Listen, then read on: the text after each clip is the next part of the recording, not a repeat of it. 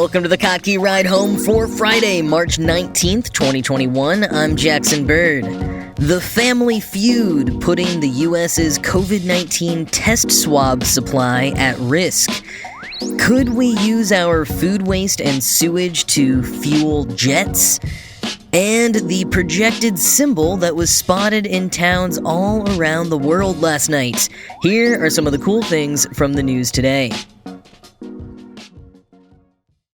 From testing to treatment to vaccines, nearly every step of this pandemic has brought with it extraordinary challenges in manufacturing enough supplies for each solution. Syringes, ventilators, PPE, and nose swabs. Or, more specifically, flocked nasopharyngeal swabs. The 6-inch flexible swab that gets stuck up your nose when you get a typical COVID test. Quoting Bloomberg, "The medical community prefers them because the tiny fibers on the tip easily absorb viral particles and quickly release them for testing. They're more complex than they look. A swab has to be able to travel up the narrow shaft of the nose through a passageway less than 4 millimeters wide to an area roughly halfway between the ears. It has to be soft enough not to damage the nasal canal, yet sturdy enough to push through mucus and collect cells from the nasopharynx, where viruses grow." End quote. They used to be reserved only for patients with a bad enough respiratory virus to be hospitalized, but between that exact patient multiplying exponentially during the pandemic and then the swabs becoming the requisite tool for testing in general, we suddenly needed a lot more of them. When the need for increased testing was first identified at the start of March 2020, the U.S. only had enough nasopharyngeal swabs for about 8,000 tests a day. And at the time, we needed to have been doing millions of them a day. Admiral Brett Giroir, the then Assistant Secretary for Health at the Department of Health and Human Services, was tasked with coming up with the millions of swabs. He started asking around. There were no nasopharyngeal swabs in the national stockpile, he was told, and no one knew who manufactured them. His team worked into the night researching possibilities. None of the major medical suppliers they reached out to had the capacity to manufacture the swabs, and what the team had thought was 10 to 15 possible manufacturers were only distributors. Quoting again from Bloomberg, Giroir was further told that only 2 companies in the world make the swabs. Copen Diagnostics Incorporated in northern Italy, an area then being ravaged by COVID-19, and a small family-owned business in Maine called Puritan Medical Products Company.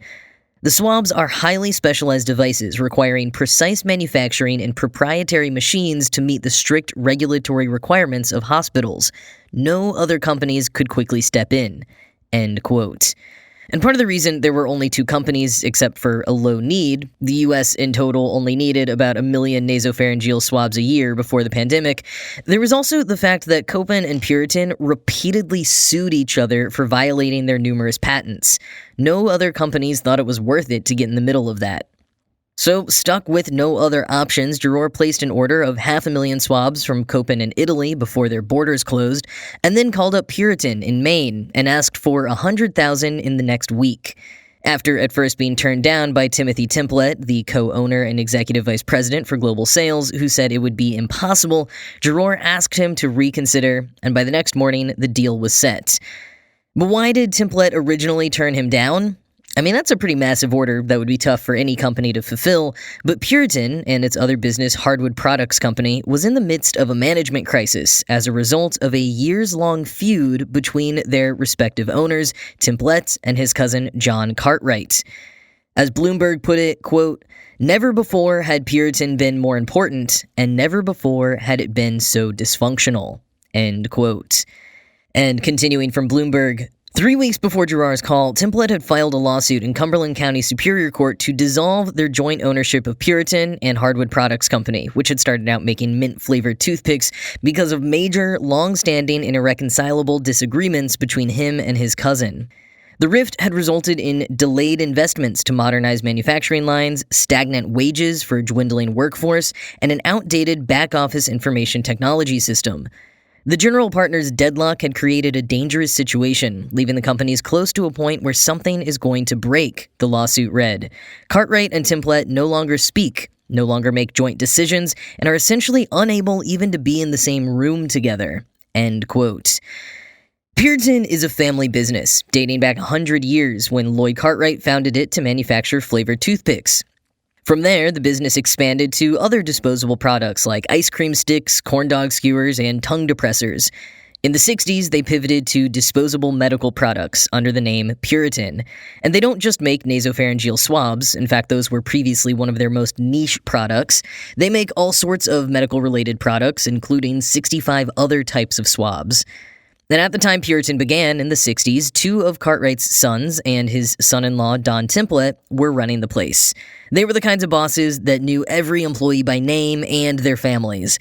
But that amicable workplace environment ended in 2005 when Templet and Cartwright the younger took over, with Templet heading up Puritan and Cartwright in charge of Hardwood. They didn't treat employees in the same family-like way, and they faced other challenges in recruiting employees, like the town population decreasing as more kids moved away for college and didn't come back. And their personal rivalry, which is common knowledge in their town of Guilford, didn't help. Quoting again, "Someone in Guilford said the feud started with a backyard fistfight when the cousins were kids. Others say it began later, when their fathers passed away. Despite jointly running the company for 2 decades, the two have never been seen on the factory floor together, according to a dozen former and current employees. Even family members can't recall when the cousins last spent time together. At Hardwood Products' 100th anniversary celebration picnic in Guilford in 2019, they avoided each other the entire day." End quote. Whatever the source of the feud to begin with, it's bolstered by clashing personalities and opposite approaches to both life and business. Each cares more about their side of the business, Templet with Puritan and medical supplies, Cartwright with hardwood and, well, wood.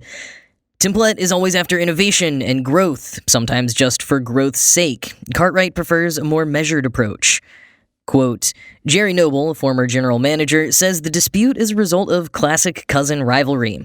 If you do any research on businesses, when the third generation and cousins come along, that's when a lot of the problems start, he said. Studies show that 30% of family businesses survive through the second generation, but only 13% through the third. End quote. The feud has resulted in a smattering of lawsuits and backhanded dealings, with pressures mounting more and more in recent years. And as all of this was simmering, COVID-19 hit. Puritan was suddenly the sole manufacturer who could provide the swabs required for testing the U.S. populace. Admiral Gerard managed to get the two cousins on a phone call in which he expressed the severity of the situation and the need for them to put aside their differences for the good of the country. Neither of them said a word on the call, but apparently it worked enough. Last April, the Department of Defense invested $75.5 million in Puritan so they could double their production. Subsequent government funding followed. They retrofitted 2 new factories in Pittsfield, Maine, and are planning another in Tennessee. They're approaching a monthly output of 300 million swabs. Gerard says that they probably produced up to 90% of the 195 million swabs the government bought between March and January. And as rapid antigen testing, which requires a slightly different swab, became more popular, Puritan started making those too. Gerard says, quote, "The world is still exquisitely dependent on Puritan," end quote. That said, the U.S. did make a small investment in Copen in Italy and in a factory in Puerto Rico, and a few other companies have tried pivoting to the flocked swab design, but Puritan is still poised to dominate the global market, as demand is expected to continue even as it plateaus a bit. But the feud between cousins Templet and Cartwright continues. Even if they're forced to communicate a bit more now than in the past, the lawsuits are ongoing, and they continue to fight over every single decision within them. The company, and our supply of swabs for that matter, doesn't seem to be in danger, but this feud is far from ending, if it ever will.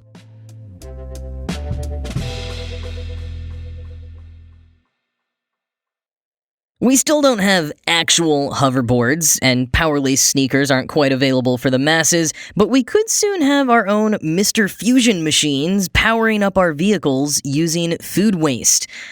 Well, actually, this new paper published in the journal Proceedings of the National Academy of Sciences is focused on converting food waste into jet fuel, and since where most of us are going, we still need roads, it's not exactly the same thing, but maybe it could open doors for more consumer automobile use in the future.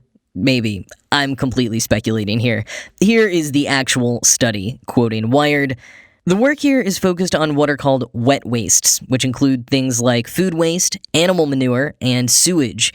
As you might expect, we produce a lot of this stuff, with the authors estimating that its total energy content is roughly equivalent to 10 billion gallons of jet fuel every year. Due to the amount of water present, it's extremely energy intensive to directly convert this waste to any sort of fuel, since the water has to be discarded. It is, however, possible to put the waste in an oxygen-free environment and have bacteria convert it to methane. What the authors focus on is interrupting that process. If you grow the bacteria under the right conditions, they won't fully break down all the longer, complex fats. Instead, they'll stop at a point where much of the carbon in those cells is in the form of relatively short molecules that are 4 to 8 carbons long. And these typically have a couple of oxygens attached to one end of the carbon chain, making them weak acids. End quote. There's a lot of complex chemistry behind it, but the process is essentially, quote, feed the waste to a bacterial digester, stop the bacteria from producing methane, and isolate the short fatty acids from the digester. Then put those through a couple of reactions, and out pops a mix of hydrocarbons that can be used as fuel. End quote. Now, among the kinks to work out are the highly specific requirements for jet fuel set for safety by aviation authorities. When mixing this biofuel together with the normal jet fuel, it's fairly straightforward to control for requirements like flash point and freezing point, but the more biofuel is used, and in an ideal world we'd have it predominantly biofuel, the tougher it is to control for those requirements. But on the flip side, it's also way cleaner, with soot production dropping by about 65%. And that's all well and good, but the main reason alternatives to fossil fuels haven't taken off for jets in the past comes down to cost. The researchers calculate with access to 200 tons of food waste a day, biofuel would be about $2.50 a gallon, which is within the range of competitive jet fuel prices, if a bit higher than they've been in several years. However, Wired points out, quote, if you take carbon emissions into account, things shift considerably. That's because if not diverted for some other use, the food waste would end up in a landfill and produce methane, which is a more potent greenhouse gas than carbon dioxide. As a result, diverting this carbon to fuel and burning it avoids those methane emissions. In the grand scheme of things, that more than offsets the 30% of the final fuel mix that comes from petroleum, causing the biofuel/jet fuel mix to produce negative emissions. End quote. But one hole in that calculation is that plenty of food waste doesn't actually reach landfills, being diverted for biodiesel feedstock. You know, the actual real-world equivalent of the Mr. Fusion from Back to the Future I was going on about. I know we can already power cars from soybean oil and stuff like that. I just really like imagining a world where I dump my compost into a food processor-looking machine on top of my car and then drive away into the sunset or the sky. But anyways, this biofuel development is promising, especially since it can be blended with standard jet fuel, and I continue to be intrigued by any creative uses for our species' incredible amount of waste.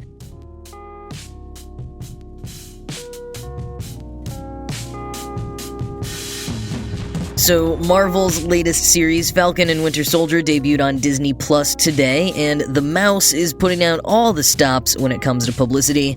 Captain America's shield has been projected onto the London Eye. Yes, the giant Ferris wheel kind of thing in London, England, is currently covered with a huge symbol of America. It's pretty great. The shield has also been projected on landmarks in Argentina, Mexico, Australia, Singapore, France, Italy, and Switzerland. The TV show apparently features the main characters traveling all around the world, potentially to these exact locations, so I guess this promo makes sense. It just also feels like a weird echo of imperialism, just throwing up the American flag in cities all over the world. Link to some photos of the shield in the show notes. And in other weird news, Rusty Foster over at Today in Tabs spotted an interesting new submission on the Federal Election Commission's website. Billy Joe Armstrong of Green Day has apparently filed paperwork to run for president as a Republican. Armstrong hasn't addressed the matter as of recording, but I'm pretty sure it's fake. Armstrong has been outspoken about his politics in the past, openly supporting President Biden in 2020, and the FEC admits they get a lot of false and fictitious filings. Plus, Armstrong's VP is officially listed as Saint Jimmy of the Krusty Krab, one word. Which, I actually wouldn't totally put past Armstrong doing, but still, probably all fake. But that is it for this week. As always, this show was produced by Ride Home Media and Kottke.org. I am Jackson Bird, and I will talk to you again on Monday.